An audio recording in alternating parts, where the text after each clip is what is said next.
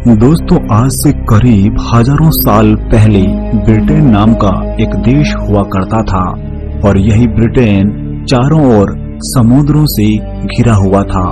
यहाँ की जलवायु बड़ी ठंडी हुआ करती थी और लोग बहुत ही साधारण थे। हर तरफ पानी ही पानी था, मगर पानी से गुजारा करना भी तो बड़ा ही मुश्किल था।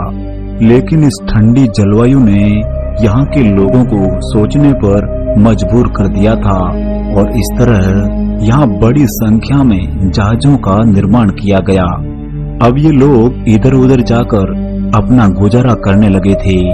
अब इन समुद्रों ने इन लोगों को सिखा दिया था कि मुसीबतें तो आती ही रहेगी, लेकिन जुनून के आगे मुसीबतें भी बौनी साबित हो रही थी। जहाज का आविष्कार एक क्रांतिकारी परिवर्तन था। इन लोगों का सामना अब दूसरे व्यापारियों से होने लगा। शुरुआत में तो ये लोग छोटे मुनाफे तक ही सीमित रहे थे, लेकिन दूसरे लोगों के संपर्क में आने पर इनके विचारों में काफी परिवर्तन आया। इस दौर में बहुत सारे व्यापारी नए मार्गों की खोज में निकल पड़े थे। स्पेन और पुर्तगाल ये देश भी नई जगहों की तलाश में थे और एक ऐसा ही वाकया घटित हुआ था 1492 में। स्पेन का एक नाविक था कोलंबस। कोलंबस ने भारत के बारे में बहुत सुन रखा था। कोलंबस भारत के रास्ते की तलाश में ही था ताकि व्यापार के लिए नए मार्ग की खोज की जाए। मगर कोलंबस जिस जगह पहुंचा था वह जगह थी अमेरिका। इस तरह कोलंबस को भारत की जगह अमेरिका नामक नई दुनिया से सामना करना पड़ा था।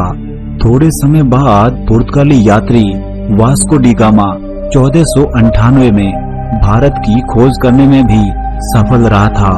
इस तरह अब महाद्वीपों के बीच लोग चहल पहल करने लग गए थे। ब्रिटेन अब इन मार्गों से काफी मुनाफा कमाने लगा था। इस मुनाफे की मोटी कमाई से एक नए परिवर्तन को अंजाम दिया था। वास्तव में यह परिवर्तन था औद्योगिक क्रांति।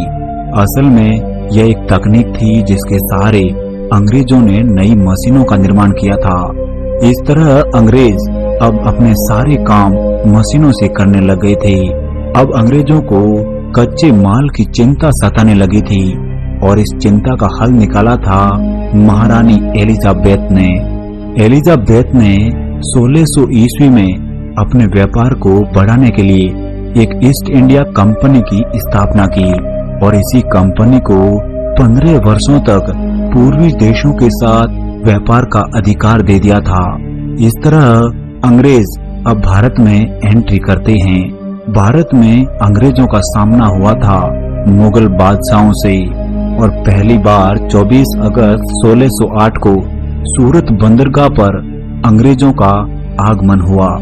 अंग्रेजों के लिए भारत एक नई जलवायु वाला प्रदेश था। अपने व्यापार की खातिर इन लोगों ने इस जलवायु को भी सह लिया था। करीब 7 साल बाद थॉमस रो नामक एक अंग्रेज भारत आता है। असल में यह थॉमस रो ब्रिटेन का राजदूत था। इन्होंने ही अंग्रेजों का पहला कारखाना सूरत में बनाया था। इस तरह अंग्रेज भारत में मसालों के साथ साथ रेशम, नील, कपास, चाय और अफीम का कारोबार करने लगे थे। असल में अंग्रेज ठंडे प्रदेशों के थे। ठंड से बचाव मसालों से ही संभव था। साथ ही अफीम की लत ने इन लोगों को झूमने पर मजबूर कर दिया था। इतना मुनाफा देखकर बहुत सारे व्यापारी भारत के ठिकानों की ओर चल पड़े थे। अंग्रेजों का भारत में आना और शाही राजाओं से दोस्ती रखना अब एक आदत सी बन गई थी।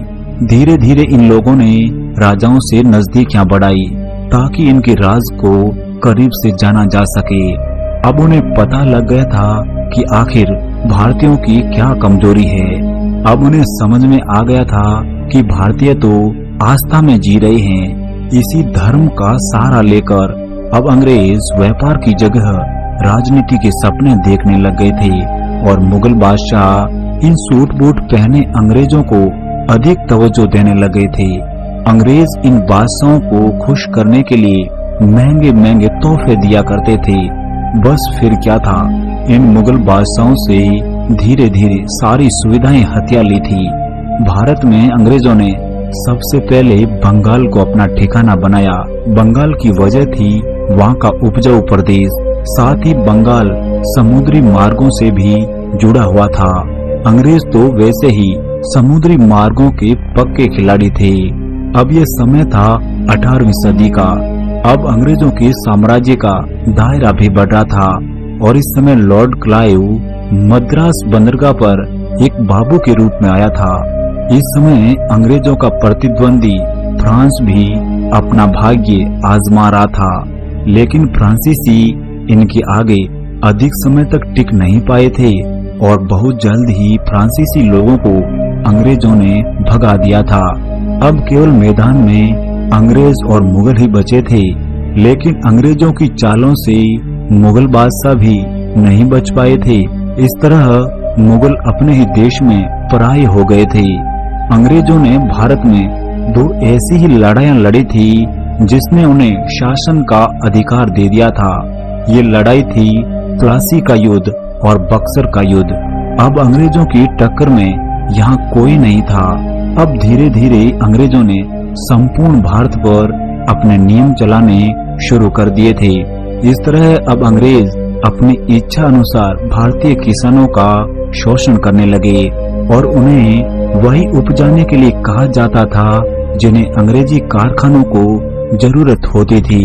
इस तरह कच्चे माल का प्रवाह ब्रिटेन की ओर चल पड़ा था और फिर वही माल भारत में आकर बिकने लगा। इस तरह भारत के हालात धीरे धीरे खराब होने लग गए थे। अब राजा महाराजा भी इन्हीं के चंगुल में फंसकर रह गए थे। भारत गुलामी की बेड़ियों में पूरी तरह जकड़ चुका था। अंग्रेजों के भेदभावपूर्ण शोषण से जनता दिनों दिन गरीब हो रही थी। इन्हीं अत्याचारों के विरोध में एक क्रांतिकारी युग का आगमन होता है। क्रांतिकारी भी साधारण लोग ही थे जिन्हें ये सब बर्दाश्त नहीं हो रहा था। धीरे धीरे देशभक्ति की लहर पूरे भारत में फैलने लगी, मगर हर बार अंग्रेजों ने उन्हें जख्म ही दिए थे। समय बीतता गया और नए नए अंग्रेजी हुकूमत ने देश को हर तरह से लूटा ही लूटा। किसी ने रेल को चलाया तो किसी ने टेलीफोन सेवा शुरू की, मगर इन सब की वजह थी अंग्रेजी सेना को मजबूती देना। लेकिन अन्याय तो अन्याय ही था। अंग्रेजी हुकूमत को उसमें बड़ा तगड़ा झटका लगा जब 1857 का दौर चल रहा था। 1857 की क्रांति ने अंग्रेजों को मुंह तोड़ जवाब दिया था। अब अंग्रेज भी समझ गए थे कि बिना भारतीयों के सहयोग से अधिक समय तक टिका नहीं जा सकता। इस बढ़ते अविश्वास को तो हथियारों के सहारे दबा दिया था, मगर विचारों को कैसे मारोगे, यह समझने में अंग्रेजों को काफी समय लग गया था। तब तक दुनिया की बहुत सी ताकतें भारत पर नजर गड़ाए खड़ी थी। दूसरी ताकतों के डर से ही अंग्रेजों ने सहयोगात्मक रवैया अपनाना शुरू कर दिया था और धीरे धीरे भारतीयों की बातों को भी तवज्जो देने लग गए थे। ब्रिटेन में भी सरकारें बदला करती थी और ये समय था 1945 का। ब्रिटेन में लेबर पार्टी की सरकार बनी और इनके प्रधानमंत्री बने क्लीमेंट एटली। प्रधानमंत्री एटली ने भी कहा कि भारत को आजाद होने का अधिकार है। इस तरह अब अंग्रेज भी ये मानने लगे थे कि भारत को भी आजाद होना चाहिए। हमारा भारत कई सालों से अंग्रेजों की गुलामी करता आया था, तो इतना आसान भी नहीं था कि तुरंत आजाद हो जाए। इतनी बड़ी जनसंख्या को संभालना अब इतना आसान भी नहीं था। तभी भारतीय लोगों ने अपने देश के संविधान बनाने पर जोर दिया था। इसी संविधान के दायरे में रहकर अंग्रेजों ने भारतीयों को हमेशा के लिए भारत सौंप दिया था। दूसरी ओर मुस्लिम वर्ग भी जिन्ना के नेतृत्व में एक अलग मुल्क की मांग कर रहे थे। तभी 14 अगस्त 1947 की रात्रि में पंडित नेहरू, मोहम्मद अली जिन्ना और गवर्नर माउंटबेटन ने भारत से अलग एक मुल्क पाकिस्तान को उन्हें सौंप दिया था। इस तरह 15 अगस्त 1947 को हम आजाद हो गए थे, मगर एक बंटवारे के साथ। धीरे धीरे सभी रजवाड़ों को राजी किया था। सरदार वल्लभ भाई पटेल ने पटेल के योगदान से ही एक अखंड भारत का निर्माण हुआ था, जो आज भी बरकरार है। तो ऐसी थी हमारी आजादी की कहानी।